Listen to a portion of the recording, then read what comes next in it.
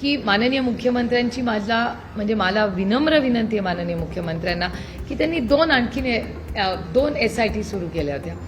एक डॉक्टर मुंडेंसाठी, त्या महिलेची आत्महत्या झाली, खून झाला, मृत्यू झाला, महाराष्ट्राच्या लेकीचं एवढं खरं आहे, ते आपल्याला विसरून चालणार आहे. आणि ती SIT फुल फ्लेज SIT नाही आहे, त्यांनी फक्त लावली आहे ती, त्याचं पुढे काय झालं हा एक खूप गंभीर प्रश्न मला असं वाटतं गेल्या काही दिवसात मागे पडलेला आहे. त्याच्यामुळे माझी विनम्र विनंती आहे महाराष्ट्राच्या माननीय मुख्यमंत्र्यांना की डॉक्टर मुंडेंच्या केसचा तपास आणि हे फुल फ्लेज SIT तुम्ही कधी करणार हा प्रश्न एक आहे.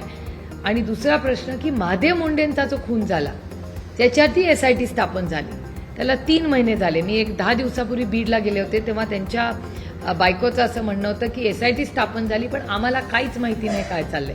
त्याच्यामुळे महादेव मुंडेंचा जो खून झाला आणि डॉक्टर मुंडे, मग खून, आत्महत्या, हत्या काय झालं, ह्या सगळ्याची उत्तरं महाराष्ट्र वाट बघतोय. कारण